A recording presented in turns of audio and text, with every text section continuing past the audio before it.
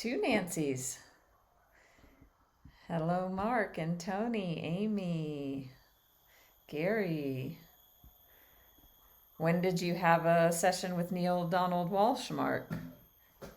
Hold on. I dropped my flower.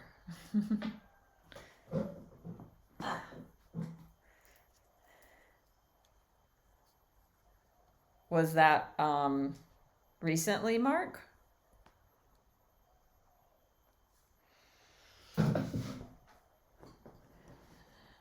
Awesome. He's getting quite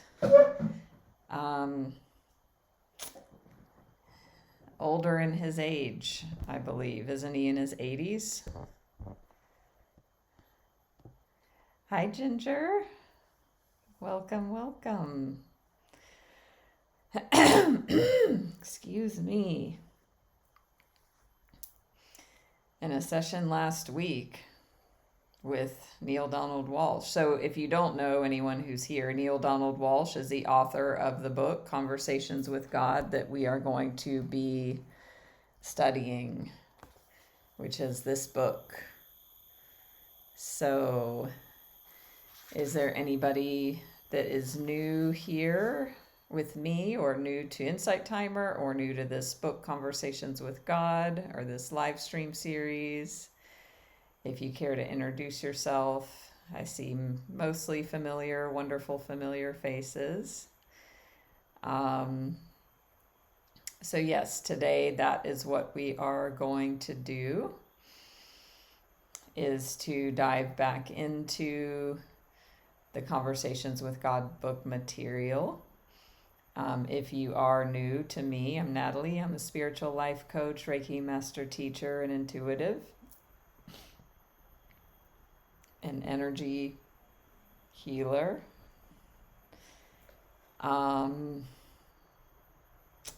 So don't forget to follow me on Insight Timer here.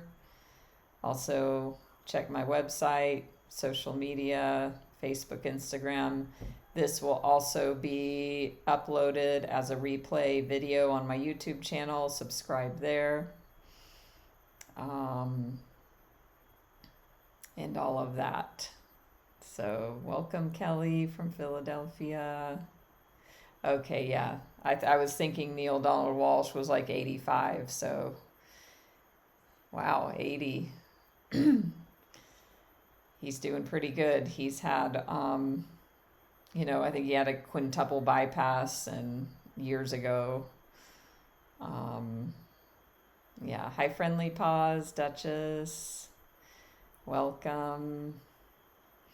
So there's just some different ways you can connect with me outside of the live streams. I do have some few openings for spiritual life coaching clients one-on-one. If you feel called to possibly inquire about that, happy to offer a conversation to see if we might be a good fit to work together. If you're ready to overcome yourself, dive into the mindsets, beliefs that, you are willing to change, get the support, clarity, insight, and take actions to create change in your life. Those are some of the ways spiritual life coaching can support, as well as having, a sacred, safe, powerful space and container with me. You can also join my group, Natalie's Healing Circle, here in Insight Timer. We can stay connected there, communicate that way.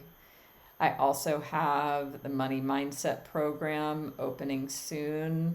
We will be using the very powerful curriculum of the book Overcoming Under Earning, which I've talked about, and I've done live streams on that subject before. So if you're ready to up-level your financial life and learn to create an abundance of income and money for yourself, and that will affect you and others in your life, reach out and we can see if we'd be a good fit to work together there as well. And I have an early bird special as well. You can also check out my new premium track here on Insight Timer called Total Surrender, which is an amazing track for deep surrender and relaxation, as well as the comprehensive abundance prayer of ancestral clearing that I do. And that is also good to help overcome under-earning, clear those old energies and money blocks, anything from the ancestral lineage that could be in the way or influencing creating wealth and abundance. So, excuse me. Hello, Julia. Yeah, some different ways we can work together. If you care to give a donation here through the app, always appreciated. And so I'm feeling, so the normally how the, I'm still waking up, normally how I've been running the live stream with this book series and the other book series, There's Nothing Wrong with You, is, we listen to an audio of the book and then we discuss it.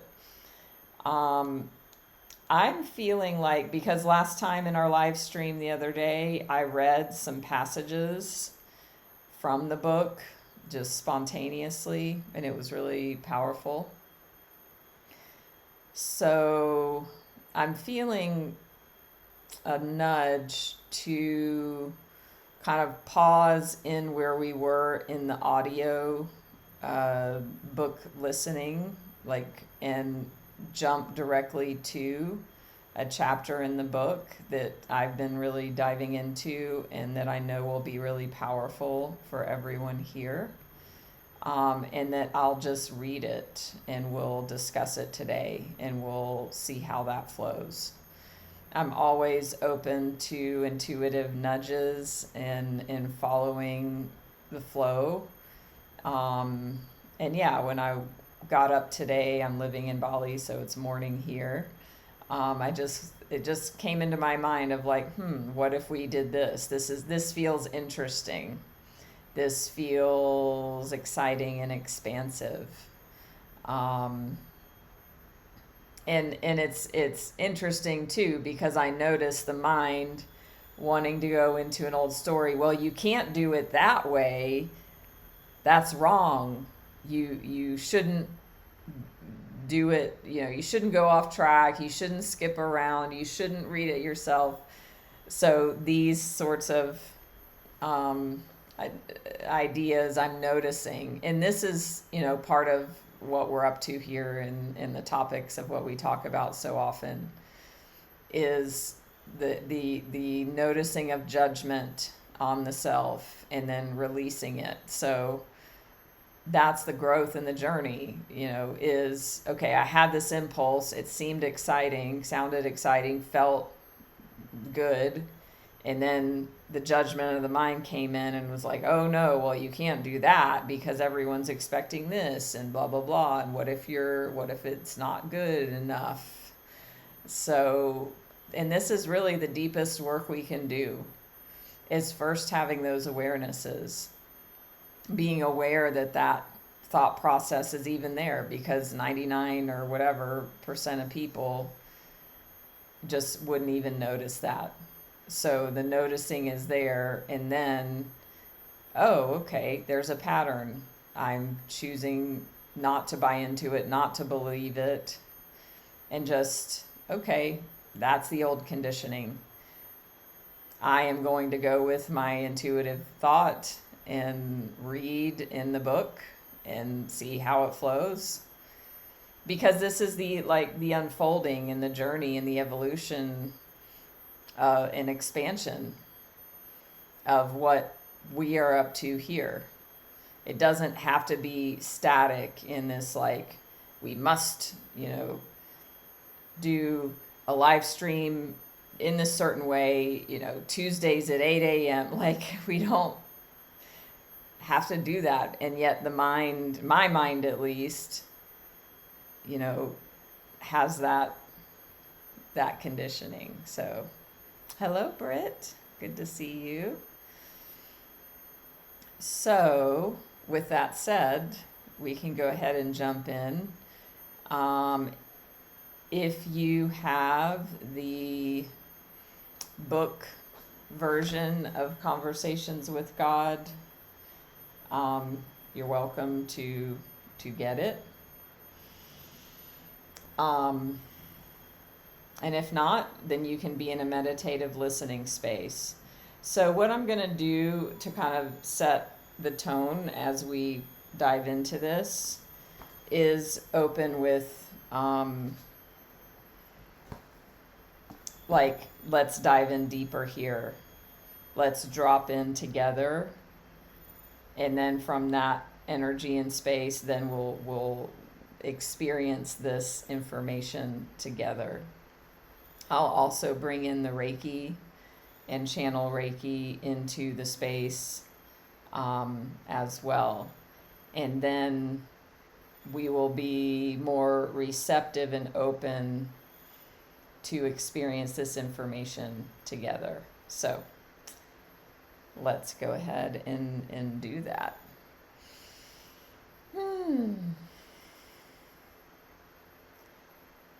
So I'd like everyone to fully participate in this moment, in this collective space, this powerful group energy right here and now.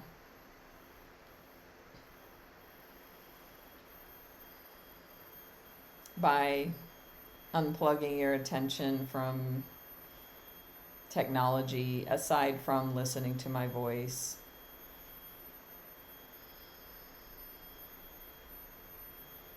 settle back into the space that you're in, sitting, lying, relaxing, releasing, letting go.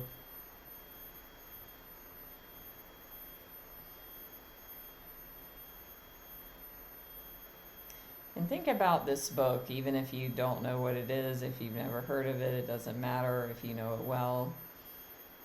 Just imagining that it is a conversation with God itself, whatever you believe that to be. And being open to these words, just curious, open, interested. Whatever you hear in this book reading today,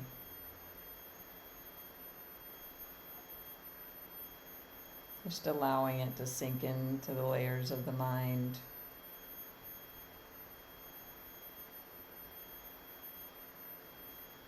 And just witness and experience it.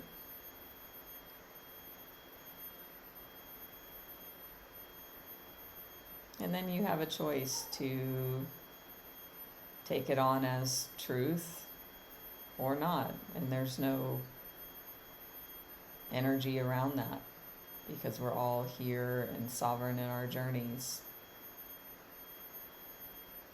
And also the invitation is, if you're hearing my words right now, if it's live, if it's in replay, to trust that there's something here for you, because out of all the voices, all the information, all the moments of the day, you are here now. So trust there's something here for you.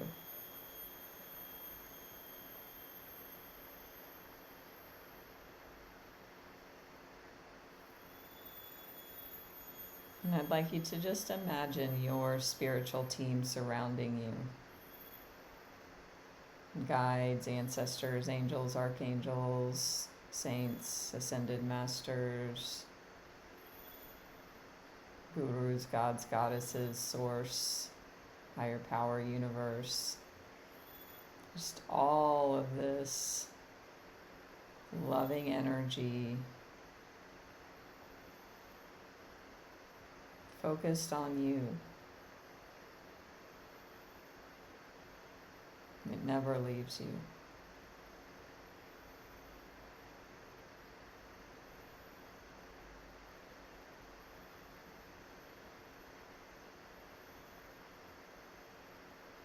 We're just tuning into that.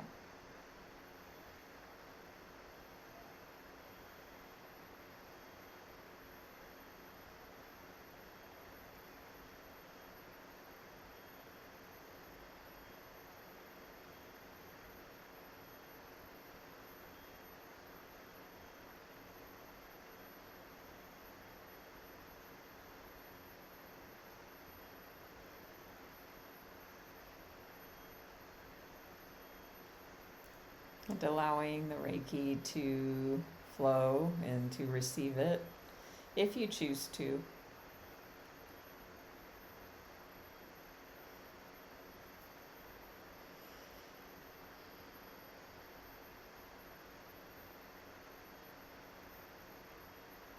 And so now you can stay in that meditative space to receive the messages here.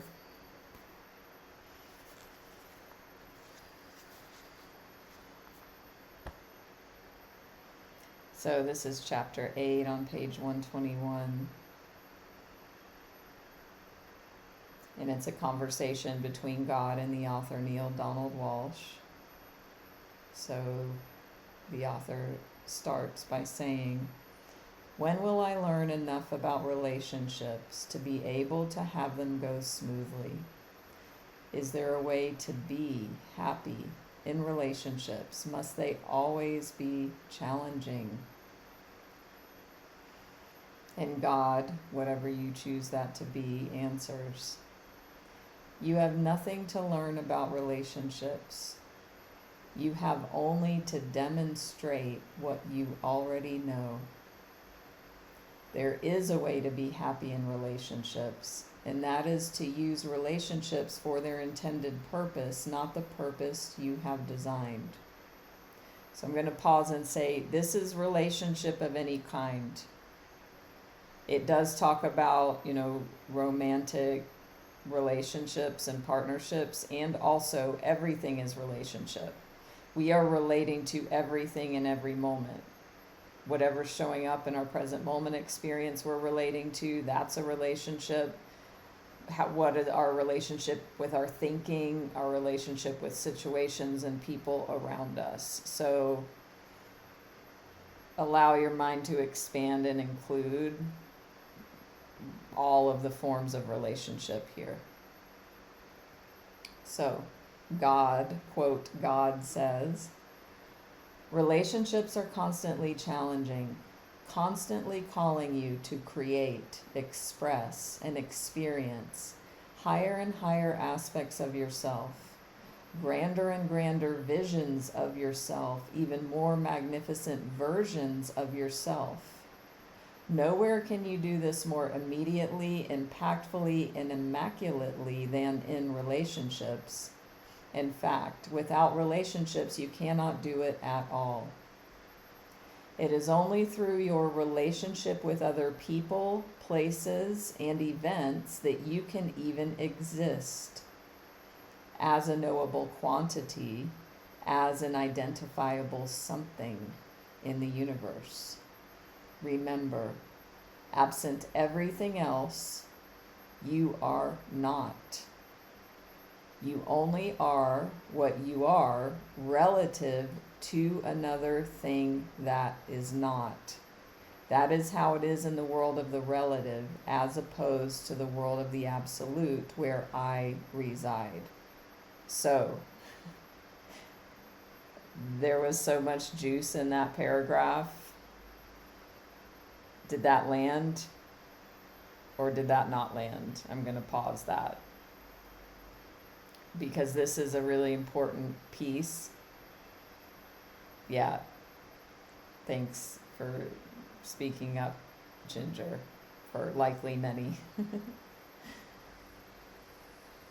So, it's only through your relationship with other people, places, and events that you can even exist in the universe. Remember, absent everything else, you are not. You only are what you are relative to another thing that is not. This is sharing the distinction, which we did already go over earlier in the book, of the relative versus the absolute. So the book describes, the way this all has come about, how we're existing and being. In the beginning, whenever that was, there was just one field, just one thing, God. So that resides in the absolute. God wanted to experience itself, and it could not because there was only one thing. So God chose to create relativity in order for God to experience itself. So that is what this is referencing. The realm of the absolute versus the relative. Relativity, relationship is God's greatest gift. So, did that land better now? Yay or nay? Awesome. So, continuing with what God is speaking here, once you clearly understand this, once you deeply grasp it, then you intuitively bless each and every experience, all human encounter, and especially personal human relationships, for you see them as constructive in the highest sense. You see that they can be used and must be used, are being used, whether you want them to be or not, to construct who you really are.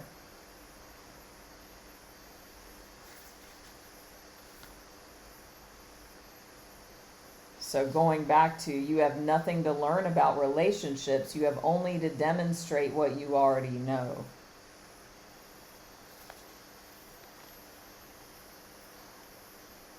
So that construction, who you create yourself to be, can be a magnificent creation of your own conscious design or a strictly happenstance configuration. You can choose to be a person who has resulted simply from what has happened or from what you've chosen to be and do about what has happened.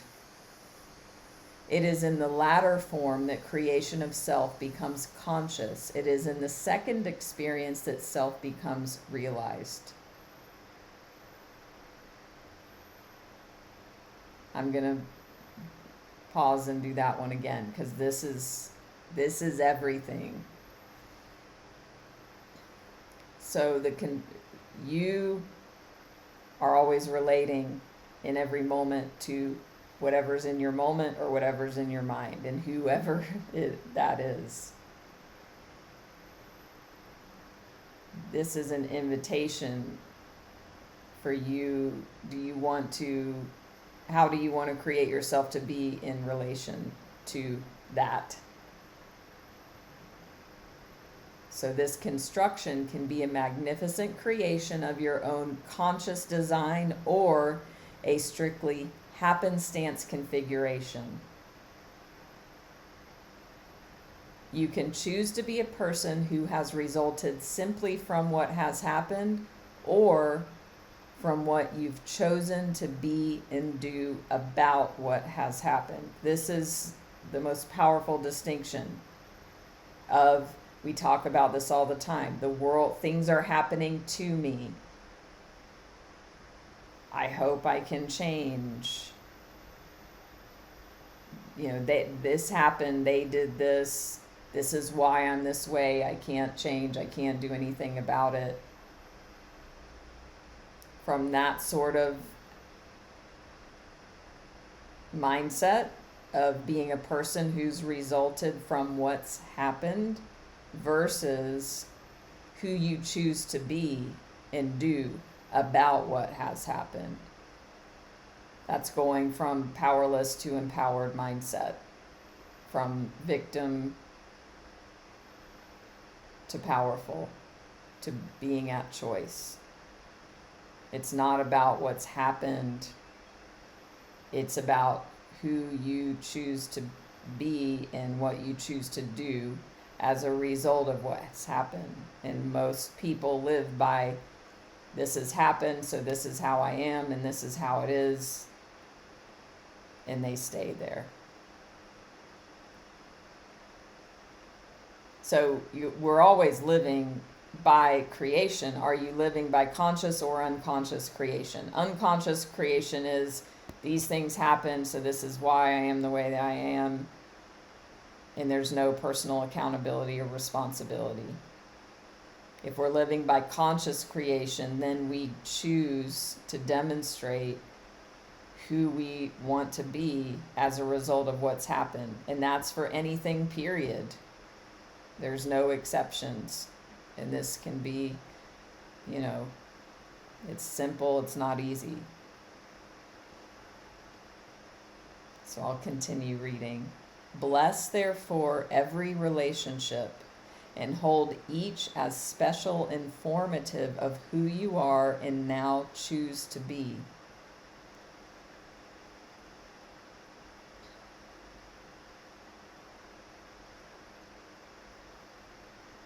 Now, your inquiry has to do with individual human relationships of the romantic sort. So that's how the author opened this questioning. Let me address myself specifically, meaning God, and at length, to human love relationships, these things which continue to give you such trouble. And again, if you're not in a love relationship, whatever, you can still take the essence of these ideas and apply them. Yes, it's very exciting to me as well, Ginger. That's why I'm here. That's why I'm with this. Again, it's that same shift that we have talked about so much lately of like, okay, is everything happening to us or for us? It's basically what I just was reading. We get to choose that. When human love relationships fail, relationships never truly fail, except in the strictly human sense that they did not produce what you want. They fail because they were entered into for the wrong reason. Wrong, of course, is a relative term, meaning something measured against that which is right, whatever that is. It would be more accurate in your language to say relationships fail or change most often when they're entered into for reasons not wholly beneficial or conducive to their survival. Most people enter into relationships with an eye toward what they can get out of them rather than what they can put into them. The purpose of a relationship is to decide what part of yourself you'd like to see show up, not part of another that you can capture and hold. There can be only one purpose for relationship and for all of life: to be and decide who you really are.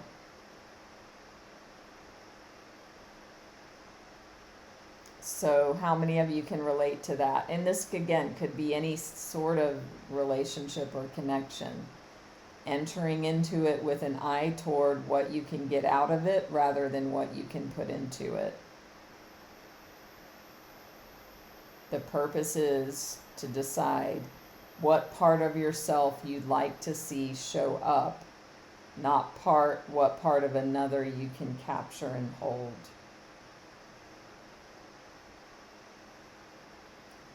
Who do I want to be in relationship to this person in this moment?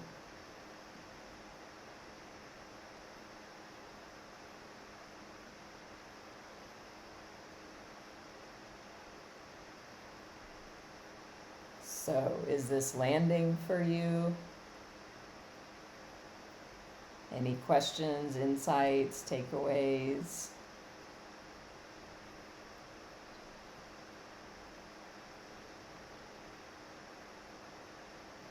Yeah, totally, Nancy.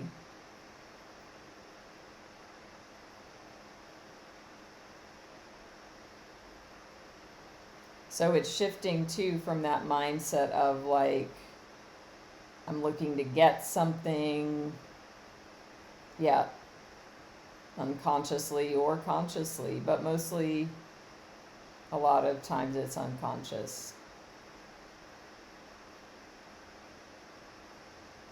And this goes back to like the abundance idea of giving from our overflow.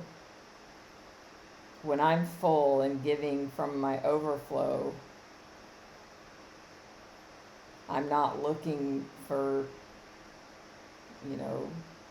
what I can get.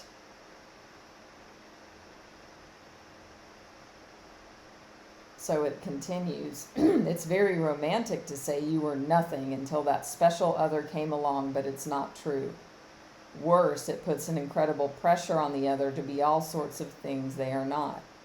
Not wanting to let you down, they try very hard to be and do these things until they can't anymore.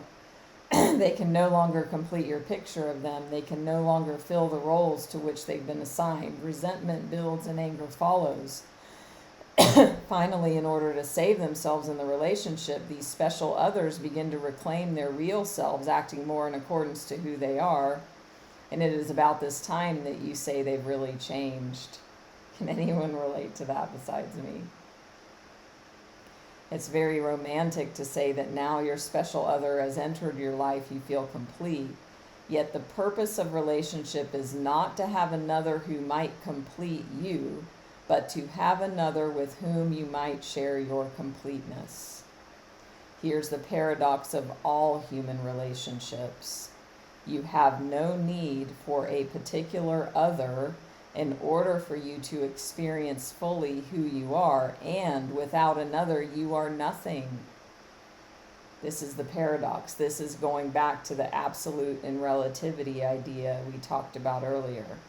This is both the mystery and the wonder, the frustration and the joy of the human experience.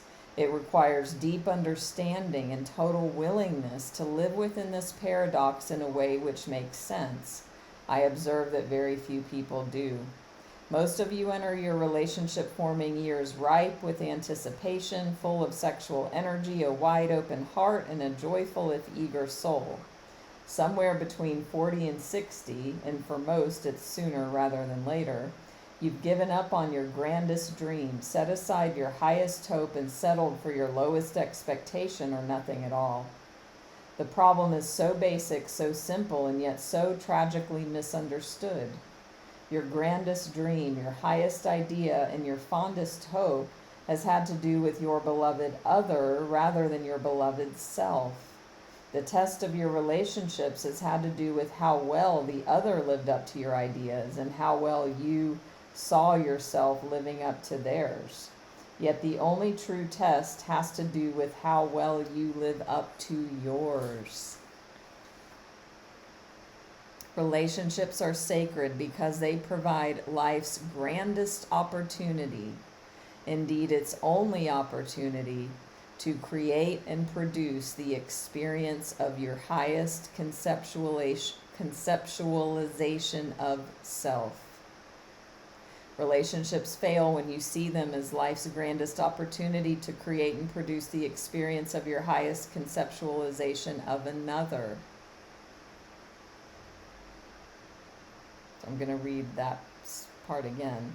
Relationships are sacred because they provide life's grandest opportunity, indeed its only opportunity, to create and produce the experience of your highest conceptualization of self. So it's an opportunity. And that's in every moment, even at the cashier, even, bumping into somebody on the street, down to your spouse or child.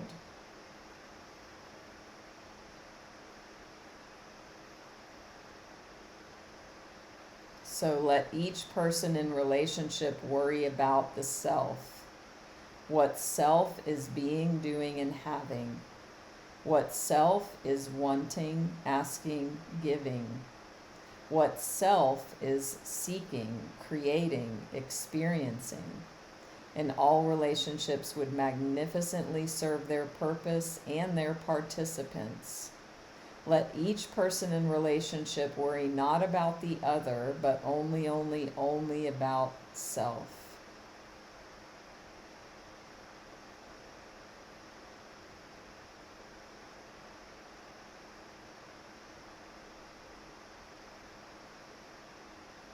This seems a strange teaching, for you've been told that in the highest form of relationship, one worries only about the other.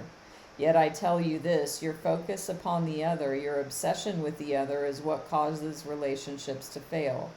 What is the other being? What is the other doing? What is the other having? What is the other saying, wanting, demanding? What's the other thinking, expecting, planning? The master understands that it doesn't matter what the other is being, doing, having, saying, wanting, demanding. It doesn't matter what the other is thinking, expecting, planning. It only matters what you are being in relationship to that.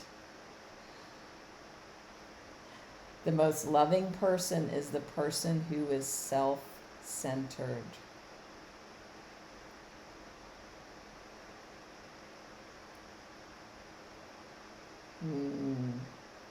Yeah. Who else has thought of somebody else who could benefit from hearing that?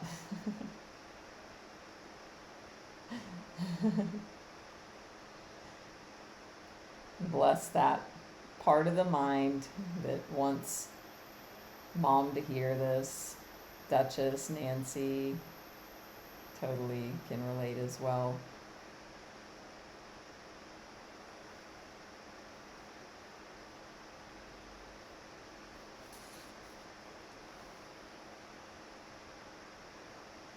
Yeah. I mean, it makes sense, with our upbringing, with conditioning, with being a child taken care of by a parent, of course, we're wired to focus on the other if there's an insecure attachment and all that juicy psychological stuff that we are all beginning to know so well, which is great. And also, we still have personal empowerment to choose who we want to be in relationship to that, whatever the present moment is bringing us.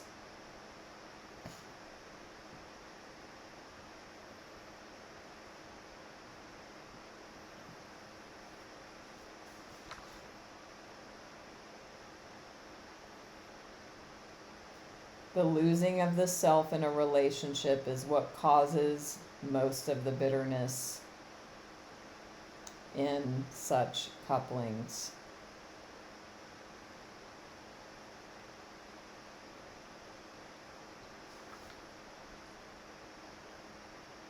Because people have lost touch with, if they ever were in touch with, the purpose of relationships. When you lose sight of each other as sacred souls on a sacred journey, then you cannot see the purpose and the reason behind all relationships. So even with Mom,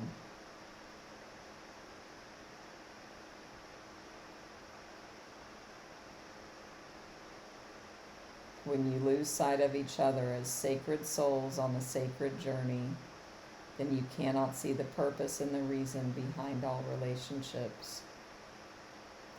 The soul has come to the body, and the body to life, for the purpose of evolution.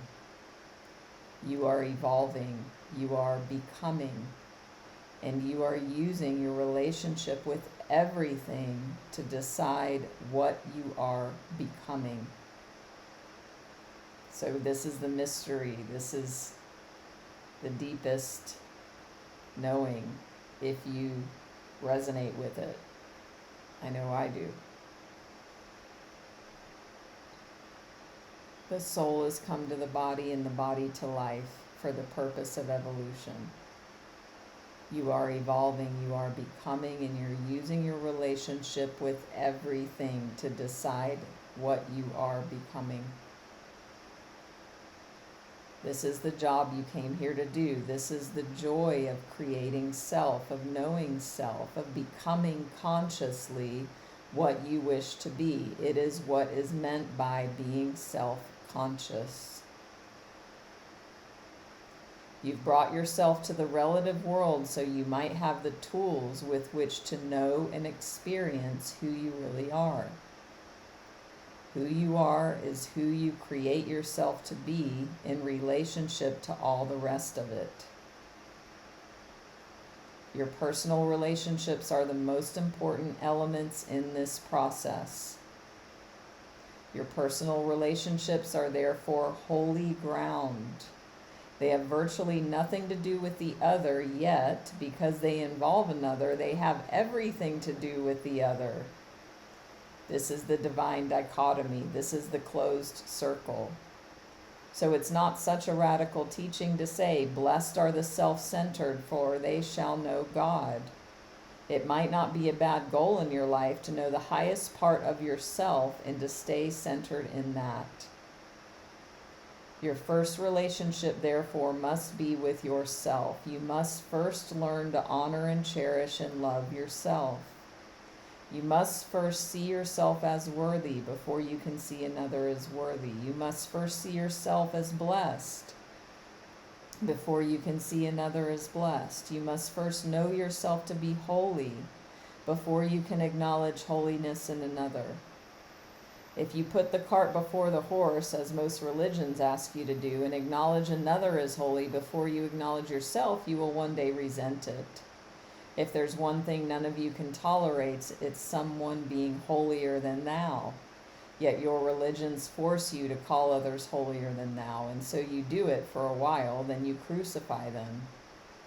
You've crucified in one way or another all of my teachers, not just one, and you did so not because they were holier than thou, but because you made them out to be.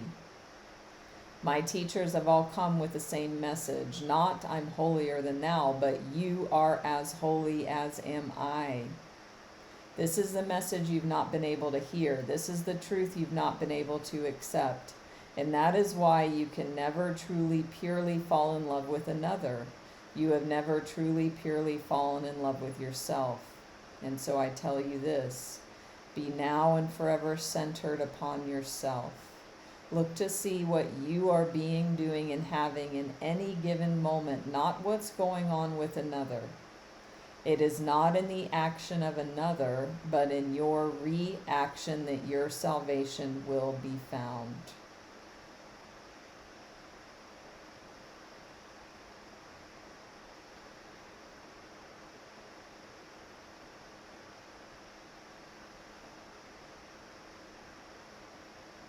So what's resonating?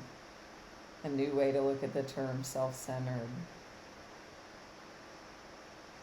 How is this landing for everyone? I highlighted and circled that last sentence, Duchess. So definitely important. It is not in the action of another, but in your reaction that your salvation will be found.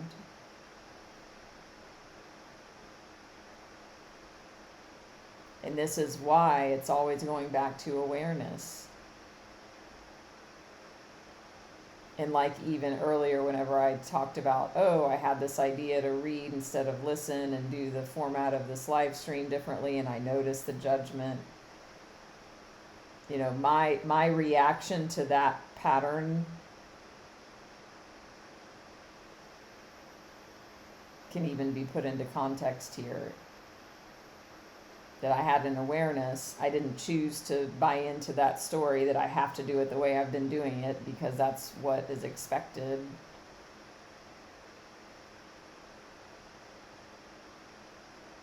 That I then chose to react and be like, okay, there's that, and no, I'm not gonna follow that old conditioning because there's something deeper that feels like it's more expansive and light to read this today. And so I created myself as a result of that to show up powerfully as this and trust this impulse and flow. And you can substitute anything for that. If it's a person that cuts you off in traffic, your mother-in-law, your boss, your lover. So now the author is going to speak as I continue in the book. I know better, but somehow this makes it sound as though we should not mind what others do to us in relationships. They can do anything, and so long as we hold our equilibrium, keep ourselves centered, and all that good stuff, nothing can touch us. But others do touch us. Their actions do sometimes hurt us. It is when the hurt comes into relationships that I don't know what to do. It's all very well to say, stand aside from it, cause it to mean nothing, but that's easier said than done. I do get hurt by the words and actions of others in relationships. Who else? He's speaking for all of us there, right? The human. So God says, the day will come when you will not. That will be the day on which you realize and actualize the true meaning of relationships, the true reason for them. It is because you've forgotten this that you react the way you do, but that's all right. That's part of the growth process. It's part of evolution. It is soul work you are up to in relationship. Yet that's a grand understanding and a grand remembering. Until you remember this, and remember then also how to use relationship as a tool in the creation of self, you must work at the level at which you are. The level of understanding, the level of willingness, the level of remembrance. And so there are things you can do when you react with pain and hurt to what another is being, saying, or doing. The first is to admit honestly to yourself and to another exactly how you are feeling. So now he's giving, or God, is giving exact advice on what to do. Because unless you're already a awakened master, then people are going to upset you, and things are going to, you're going to be upset and hurt, and that's okay. That's what this is saying. So, when you react with pain and hurt to what another's being, saying, or doing, the first is to admit honestly to yourself and to another exactly how you're feeling. This many of you are afraid to do because you think it will make you look bad. Who can relate? Somewhere deep inside of you, you realize that it probably is ridiculous for you to feel that way. It probably is small of you. You are bigger than that, but you can't help it. You still feel that way. There's only one thing you can do. You must honor your feelings. For honoring your feelings means honoring yourself. And you must love your neighbor as you love yourself. How can you ever expect to understand and honor the feelings of another if you cannot honor the feelings within yourself? This is so powerful. So it means saying the scary thing, the uncomfortable thing. And not because you're needing something outside of you to change. That may or may not happen.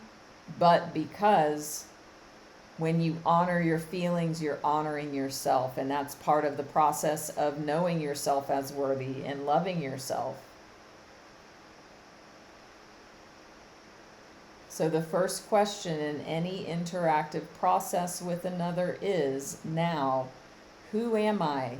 And who do I want to be in relationship to that? Whoever and whatever that is. So it's a process of creation in every moment. This is the deepest work you can do. Often you don't remember who you are and do not know who you want to be until you try out a few ways of being. That's why honoring your truest feelings is important. If your first feeling is a negative feeling, simply having the feeling is frequently all that's needed to step away from it. It's when you have the anger, have the upset, have the disgust, have the rage, own the feeling of wanting to hurt back, that you can disown these first feelings as not who you want to be. The master is one, like the master meaning the awakened or the evolved or realized human. The master is one who has lived through enough such experiences to know in advance what her final choices are. She does not need to try out anything. She's worn these clothes before and knows they do not fit. They are not her.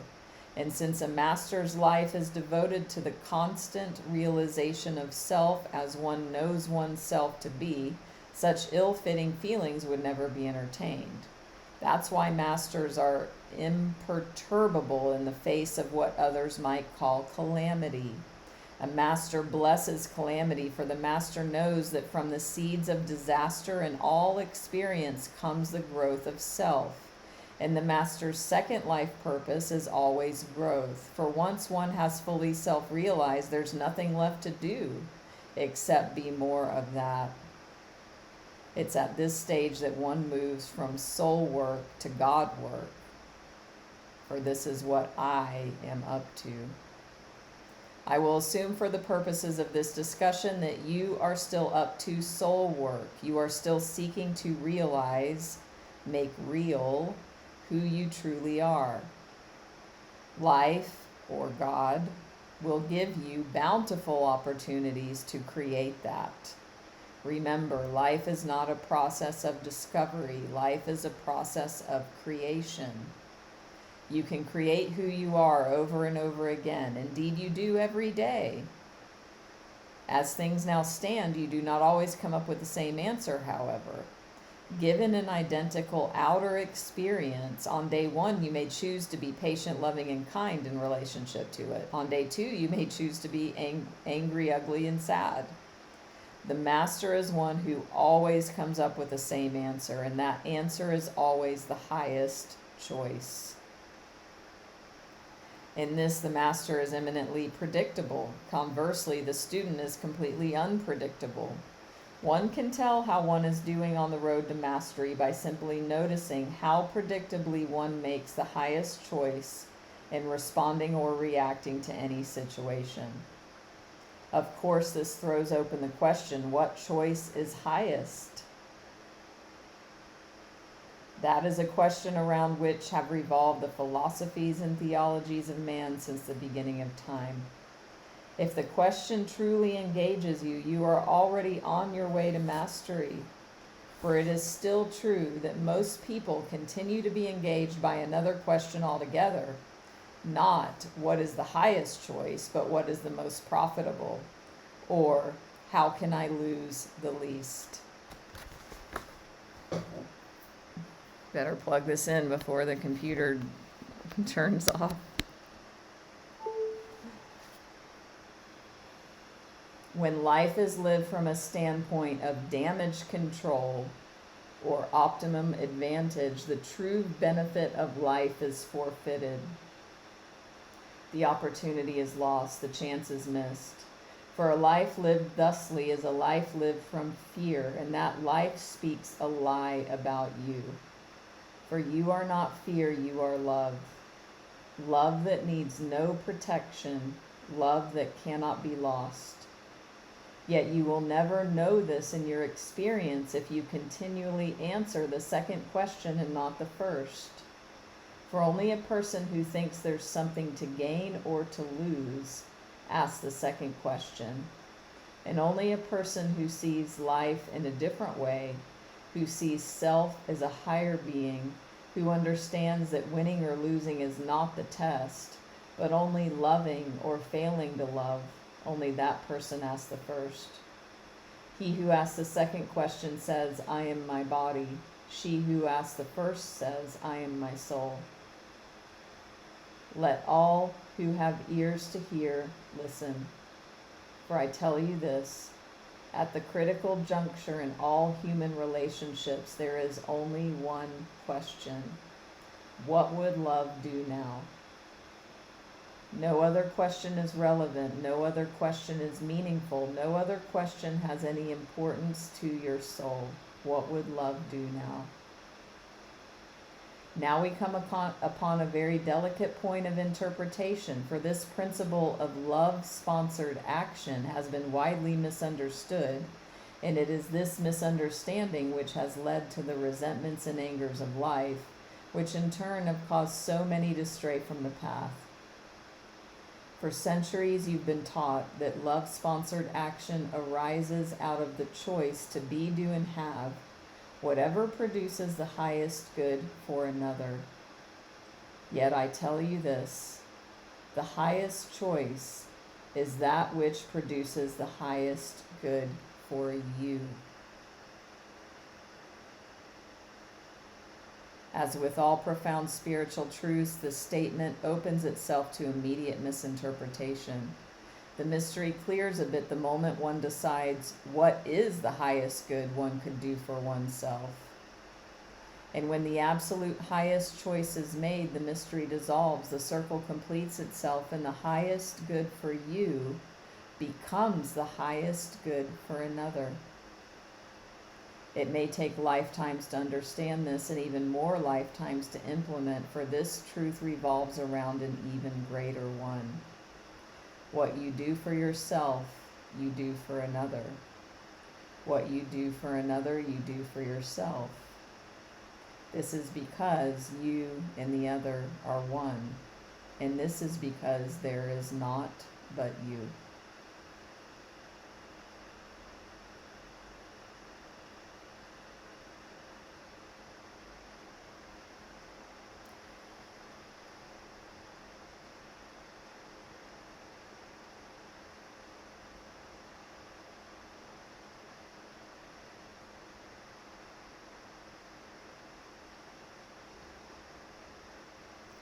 So,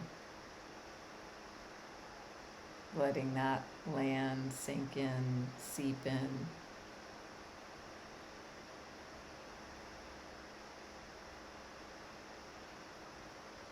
What would love do now?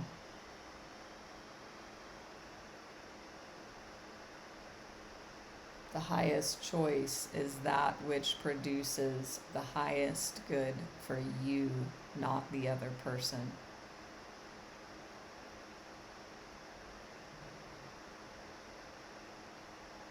And when you choose the highest choice for you, it also becomes the highest choice for the other. Yeah.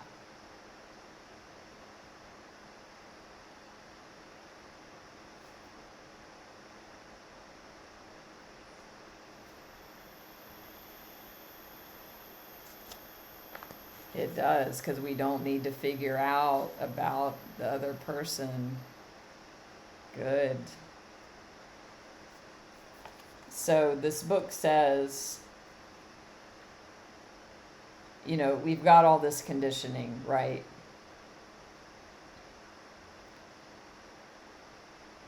So the author asks, how can I undo the teachings? So in this book, it says you can undo the teaching by reading and rereading this book over and over again. Read it until you understand every passage, until you're familiar with every word, when you can quote its passages to others, when you can bring its phrases to mind in the midst of the darkest hour, then you will have undone the teaching. So, because of my own soul journey, I am immersed in this, undoing the teaching myself, and that's why I'm sharing it with you.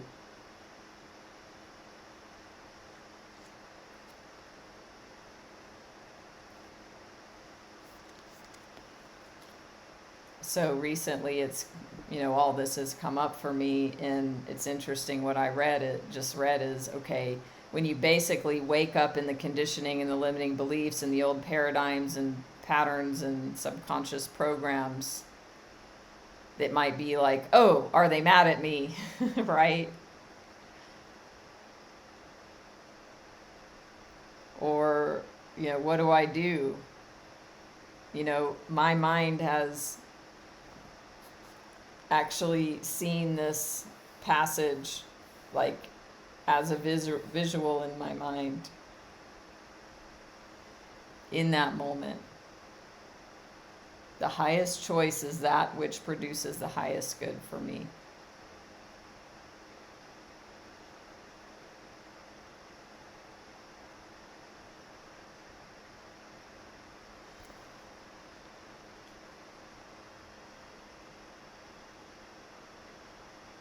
I'm going to skip ahead a little bit and then we'll wrap up because I want to.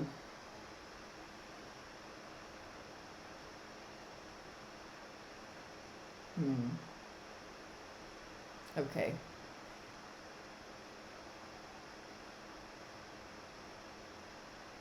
Actually, I'm not going to skip ahead. I'm going to read the next passage and then wrap it up. So we'll pause before I do that. Is anybody lost? Anybody found? Questions, comments? Awesome, Ginger.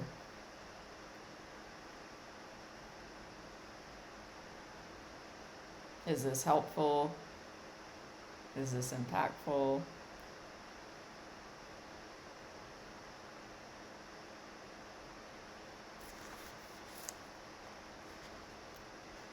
Okay. So, yeah. Wendy, thank you. Awesome, Paul.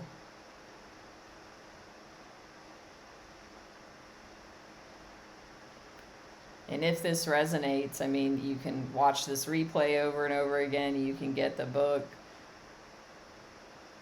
It's about basically reprogramming your mind consciously, because we were born and we were programmed unconsciously, because that's the way the setup is. We're babies and we're at the mercy of, the people around us, as were those people. So it's about, creating ourselves who we want to be in relationship to that, and uncreating and recreating, so we can choose new ways to be that are empowering and conscious creation.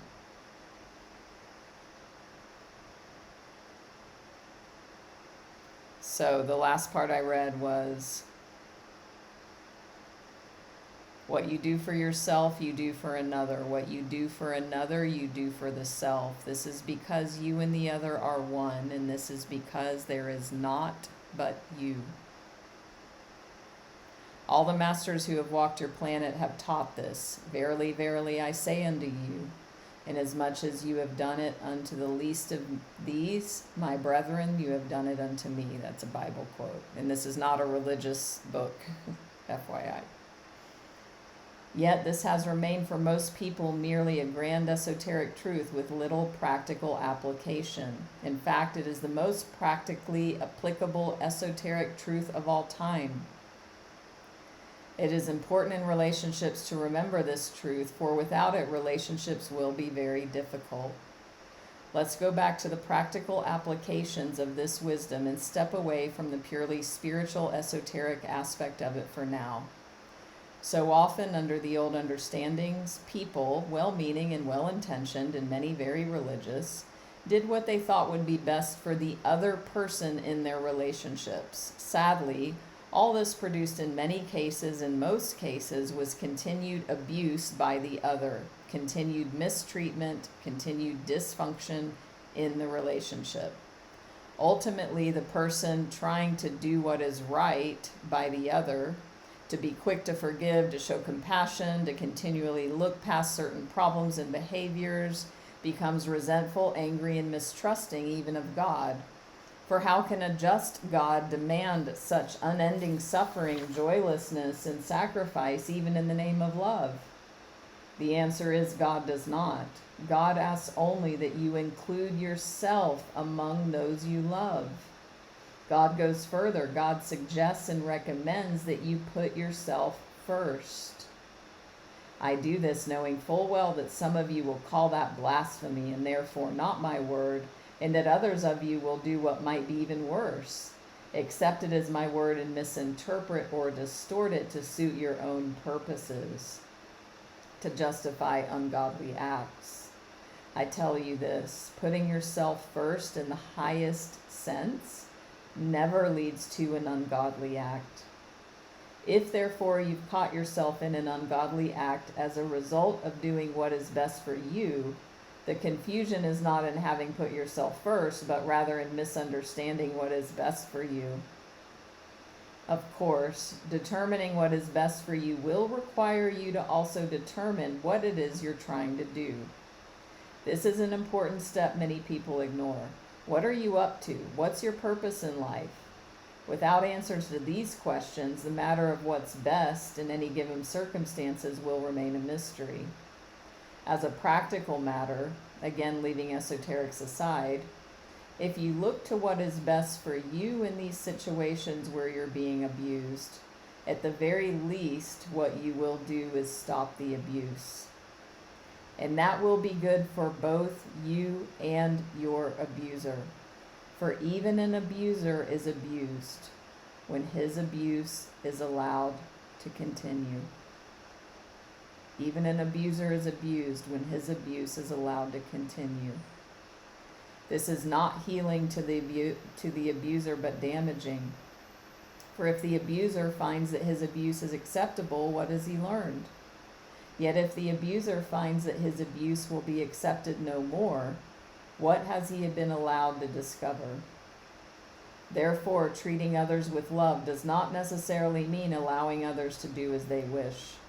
People learn this early with children. Adults are not so quick to learn it with other adults, nor nation with nation.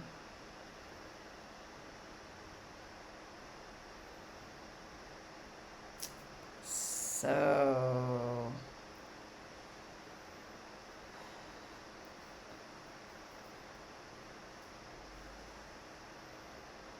Heidi.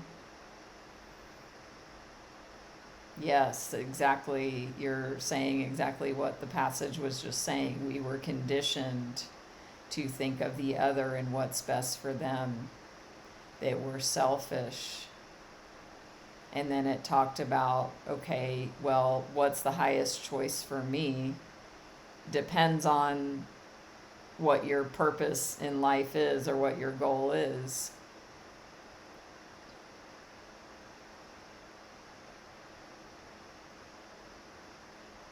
So, we're going to leave it there for today. Yes, Paul. And so this book, it actually, what it flips into now in the discussion is about wars and nations and evil, and it gets really deep, and we're going to stop there. Thank you, Ginger. I appreciate that feedback. I also like that. So perhaps we'll continue in this way. We'll see how it flows.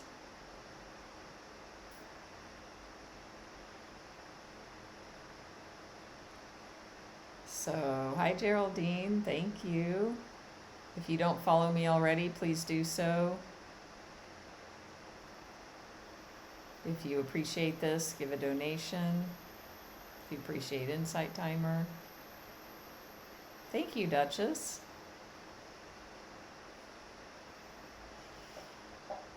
I may continue in this way. It feels good because it's another dimension. It's another energy.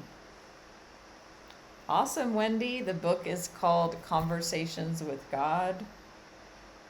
If you want to send me a private message, I can send you the audio link to the audio book. And also, I have all of the replays because today we switched it up and I went with my heart's calling on what to do and what we read. And also, I have a series of past live streams where we go in order from the beginning and we listen to the audio and discuss. If that's interesting to you.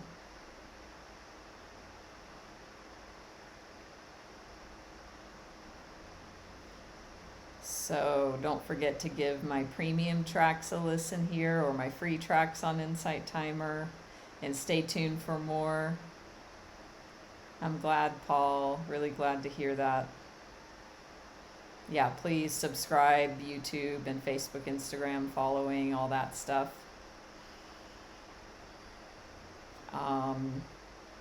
And yeah, if you feel called to connect with me one-on-one, follow that prompting, that impulse, if it's there. Because basically, like, what this is all talking about is the deepest work, and is the work, it's mindset. We all know mindset, we all know Tony Robbins and, all that stuff, personal development, self-development, motivation. I mean, this is it. It's God work, it's spiritual work, it's soul work. I call myself a spiritual life coach. It's about so much more than that. It's a phrase that is very like two-dimensional for like a five-dimensional experience, because we're creating ourselves.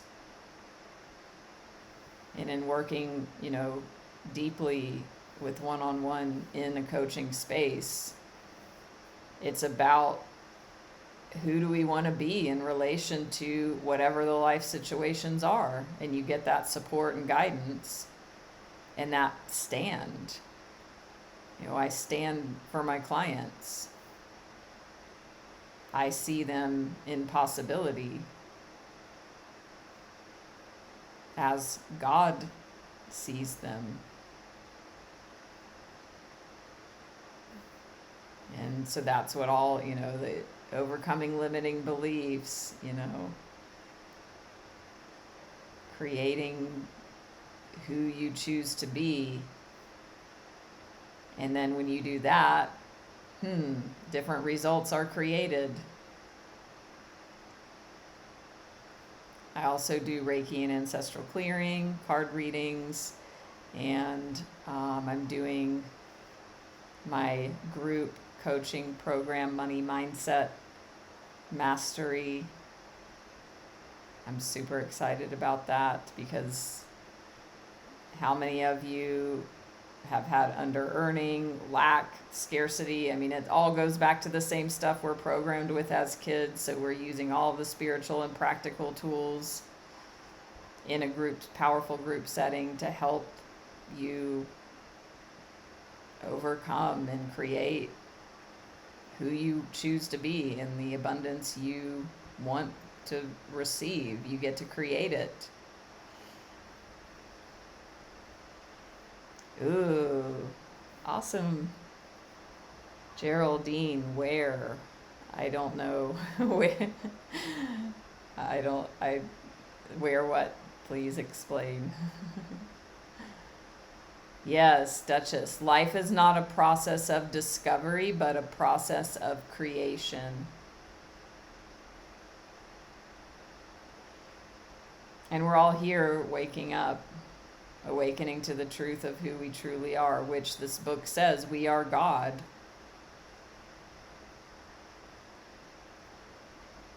And it's about that realization of waking up to that. And when we create ourselves, that is what God does